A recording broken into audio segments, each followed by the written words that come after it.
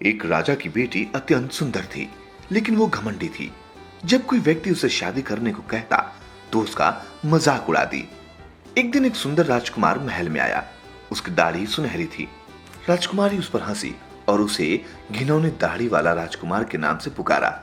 ये देखकर राजा को क्रोध आया। उसने घोषणा कर दी, कल प्रातःकाल जो भी व्यक्ति सबसे पहले महल में आएगा उसके साथ राजकुमारी का विवाह कर दिया जाएगा, चाहे वो भिखारी ही क्यों ना हो। अगले दिन सारंगी बजाने वाला एक युवक राजा का मनोरंजन करने आया। उसने बहुत आकर्षक धुनें बजाई।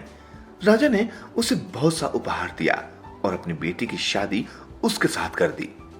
ऐसे में राजकुमारी बहुत रोई गिड़गिड़ाई, लेकिन राजा कठोर बना रहा।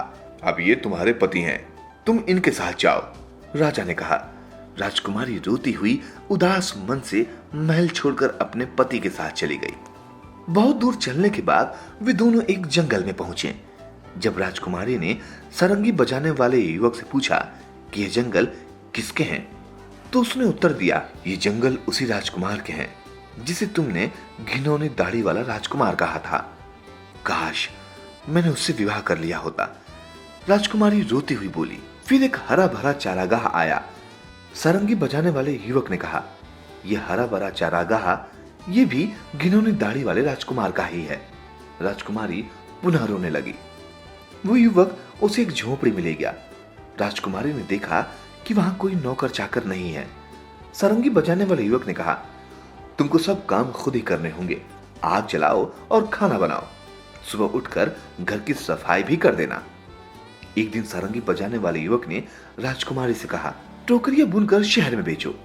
लेकिन टोकरी बुनने से उसके हाथ सूज गए। ऐसी स्थिति में युवक ने राजकुमारी से कहा कि मिट्टी के बर्तन बनाकर बाजार में बेचो। राजकुमारी के स्टॉल पर बहुत से ग्राहक आते थे। एक दिन एक घुड़सवार ने उसके अनेक बर्तन तोड़ दिए। राजकुमारी के पति ने क्रोध भरे स्वर में कहा, तुमने कोने में स्टॉल लगाकर कितनी मूर्खता का काम किया था। मेरे विचार से तुम्हें महल की रसोई में नौकरानी का काम करना चाहिए। वे लोग तुम्हें घर लाने के लिए पर्याप्त भोजन भी देंगे।